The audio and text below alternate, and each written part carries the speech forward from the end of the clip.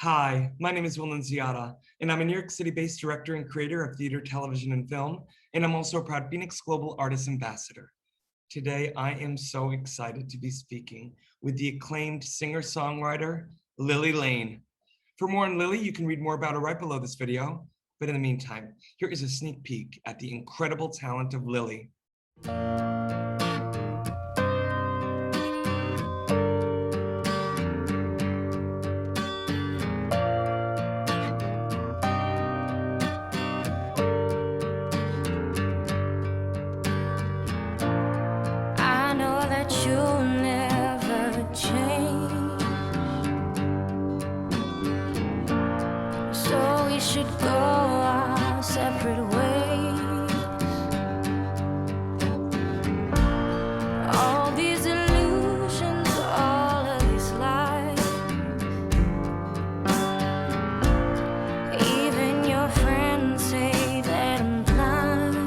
Well, hello, Lily. How are you? Hi, I'm doing well. How are you? It is so nice to meet you, and I'm so excited that the audience got a little sneak peek of your incredible talent just now. And Lily, I just told you off camera, I just love how unapologetically badass you are. And I can only imagine men, women, everyone just being so invigorated and inspired and entertained by the art you put out there. I want to know when it began for you that you realized, you know what? I'm going to take this industry by its cojones and do it my way. I have known I wanted to do music for a long time. Probably, I think when most people wanted to be like astronauts, I always wanted to be a singer. But I never knew I was going to do it this way, my way. Until I probably went to college. I went to the Clive Institute of Recorded Music. This was after I'd been doing music for a while. When I was 18, I moved to New York and started pursuing music full time, and wasn't Lily Lane. It wasn't my heart. And I was doing a lot of big things, and I was getting advice from a lot of people who knew exactly what they were doing and had done it before. And I was listening to them, and it was going okay, but it wasn't my heart. I think I realized that I was going to take the industry by storm and do it my way after going to college and being taught by some amazing professors at NYU, but also by not making it the original way I thought, by following other people's rules and being very, very thin and singing music that was very, very family friendly.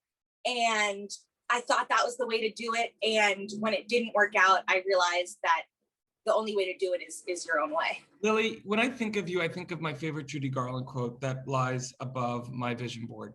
It's not to be, and the quote is, I'm paraphrasing, it's better to be a first-rate version of yourself than a second-rate version of someone else.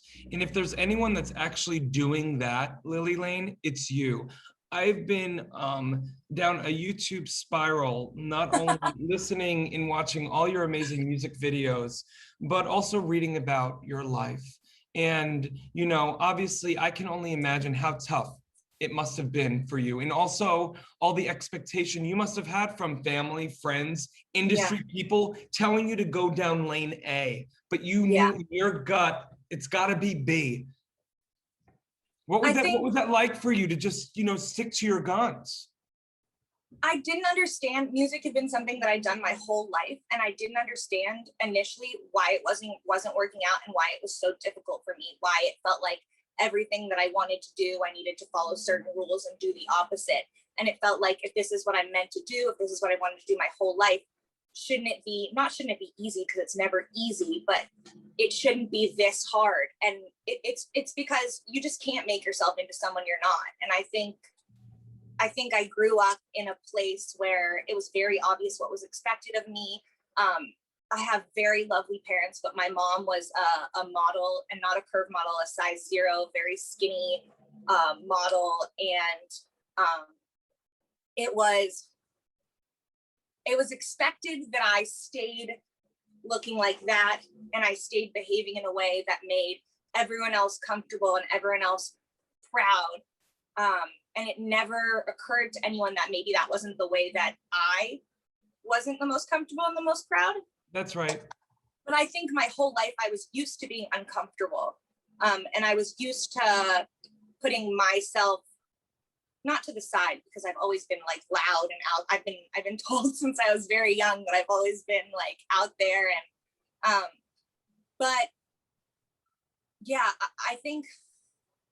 Well, Lily, if you don't mind me interrupting, you know. Yeah, sorry. No, you're absolutely fine, because actually I wanted to follow up with you because, you know, thank you so much for being vulnerable right now, because when I first listened to Nothin But Trouble, which is off of your, obviously, the title of your EP as well. That was the first video the audience got to see and hear. But, you know, when I first saw that, Lily, I thought of myself. I thought of a 10-year-old Will who was in chorus and was told I was too loud and too much. Yeah. And there was something about that video that like struck me. I was like, I have to ask Lily if she also was told that she was too much and she's gotta calm down too much. And here you are unapologetically busting at the seams. And you know what, Lily? All of these, and you know what I mean by that, God bless. Yeah, of course. But I also love all of the Wills out there, whether they be gay, bi, straight, female, trans, that they even just look at you and that you are stepping into beauty on your terms. It's so inspiring. I'm sorry I'm on this like pedestal right now, but no, I love it. This has been in me for so long since I got to know who you were. Thank you so much for saying that. No, I think of myself as someone who didn't like become herself until I moved to New York when I was 18. I'll say it again, I grew up, my parents are amazing, but the place that I grew up and the things that I grew up thinking I had to care about and had to do and had to be, like if you know me now, I'm out and bisexual. I'm very liberal politics wise. But before I was 18, I went to a school and grew up in a place where I self-identified as a Republican, and I was deeply, deeply closeted. And I've been the height I am now, 6 feet, since I was 12, but I was probably 100 pounds until I was 18. The box that I fit myself in, I physically could not fit in. And I was making myself the closet, the box, the whatever, until I moved out on my own. I was folding myself to fit into this box. And yeah, I've always been told I was too much. And that made sense to me because it felt like I was too much for this box. And it felt like that was wrong. And yeah, when the box finally burst at the seams, when I moved to New York, and I realized that people aren't supposed to be in boxes. That's right. And your light is so freaking bright. You are a star. And, you know, listen, it's not only what you put out there in terms of your beauty, the music videos, but it's the songs you write. And they've been featured all over the place. And people can read about from television to films.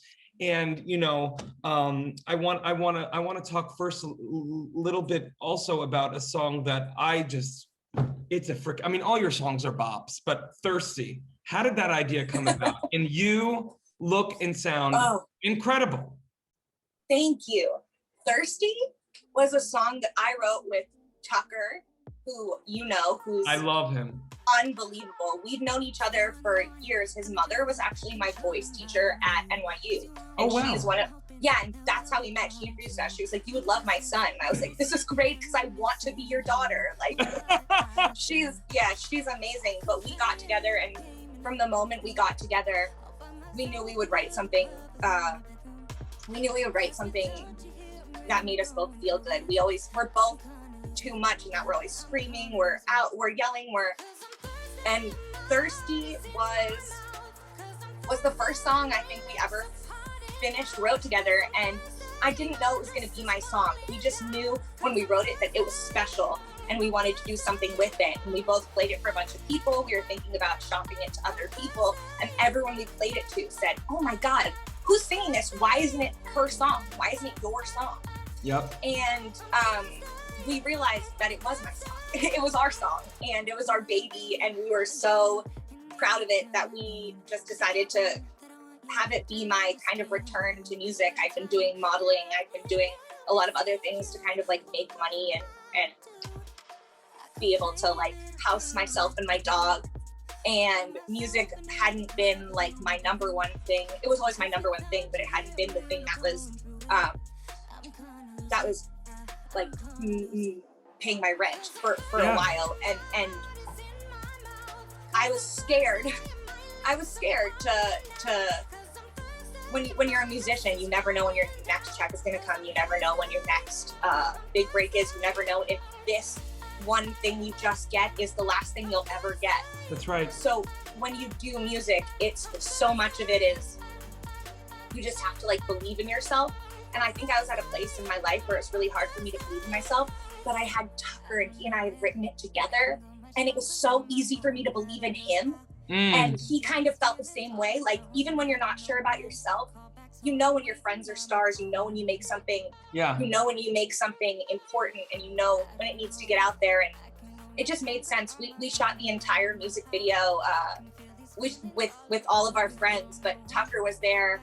There's a scene where me and another girl are in the bathtub, and Tukker is, you can't see him, but he's in front of the bathtub while we're filming, like right there. Like, he was so close. It was such a thing that we were able to do together, and it was because of that. It was such a joy, and it took a lot of the fear out of music and put a lot of the fun back into it.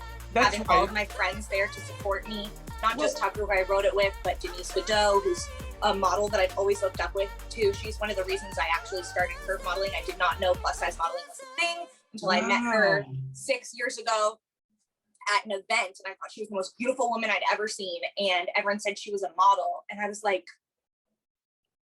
this is the kind of model I want to see. You saw yourself, and now Lily, people in people of all ages, shapes, sizes, and creeds see you, and they see you, and I'm sure you get this a lot, but they see themselves. And a beautiful role model you are. And when I think of you, Lily, and I feel like I've known you far longer than this few-minute conversation, but you're also someone who makes it work, and you just keep going. Here we are in a pandemic, and you have been in the most lavish of venues, recording studios, collaborators, and you are in your closet. Why? Yeah. Because you make it freaking work. We have to. There's no other option. There's no other option when it's something you love. Like, there was one time in my life ever when I thought I was going to give up music, and it was a very short period of time. But when it's something you love, it's you live for it. You know what I mean? Right. You got to do it. You got to make it work, even if it seems like you can't. Even if it seems like it's impossible. Like I ended a 5-year relationship that I thought was forever for me during the pandemic, and this person was my producer. We were living together. We have a dog together. It was, he produced my last 4 songs. And when he left, he also took all of the equipment, all of everything. And all I had was me and my voice alone in New York City in a pandemic. And I taught myself. I have my mic here. I have my speakers. I have everything. And I knew how to do it. I learned it in college, but I didn't do it because I had depended on someone else for so long. Yeah. And when they left, I just had to make it work. You made it work, Lily. And also, what a beautiful thing I could speak with you for hours, and hopefully we'll get a chance to do so, but I want to leave the audience with this. You are someone who's done the work, and you've been through a lot of, dare I say, shit. But you know what you've done, Lily, so beautifully? You've moved through it. You've moved through the grief. You moved through the pain, and you are like a phoenix rising. Look at you. I mean, you have created the best version of yourself. Why? Because you made the choice to. And it's incredibly inspiring. I cannot wait to one day collaborate with you. And and I'm also so excited about, I know you have a bunch of music coming out. Oh, yes. End of May. Can you? End of this month. Yes, end of this month, the song Devil, which is probably the most important song I think I've ever written for me. The music video for it comes out. And this music video I shot at the end of last year when I was still in New York. And it's taken so long to come out because we've been doing everything ourselves. But I'm really proud of it. It's inside my mind. It's a story that I think, a story I've always wanted to tell and I never knew how. Yeah. And I finally can, and I'm really excited for people to see. It's the song's called Devil, and it's about growing up in a kind of victim blaming culture as a survivor of childhood sexual abuse. And it's something that I haven't talked about really, but it's something that's informed every decision and everything I've ever done in my whole life. You know what I mean? Yeah. Wow. And the reason I'm able to release it is because it doesn't define me. That's right. And the more we talk about it and the more we normalize stuff like this and the more we talk about how it happens, but it's something that happens, but it doesn't necessarily mean you have this on your shoulders or this is who you are for the rest of your life. But you make it work. I can't believe I didn't even know that about you. Yeah. I literally, it's just like you're someone who just keeps moving through it. And what, again, and I don't know what else to do. Well, and that's such a beautiful thing because you know what your bliss is. And also you're a vessel, Lily. You're a vessel. And you know that I think you've been put on this planet for a much greater purpose. And the light that you're shining has inspired me. And I know it's going to continue to inspire so many others. You're going to get me going. I can't. I know I can't. I'm trying. I'm in a closet. I can't. And I will end this interview here, but I cannot wait to continue the conversation with you. And ladies and gentlemen, for more on Lily Lane, you can read more about her right below this video. And Lily, God bless you. And thank you so much for talking to me today. Thank you. In the digital age, artists and bands struggle to make a living. In fact, only a small number of artists can live off their craft. For the 98% of artists that don't have the luxury of being signed to a label, it's tough. But artists deserve to live off their art. Wherever you are around the world, appreciation of music does not change. FENIX brings bands and their fans together, whilst allowing bands to properly monetize their passion. The FENIX app will directly connect bands and fans with no need for middlemen. We're utilizing the blockchain to give the power back to the artist once and for all.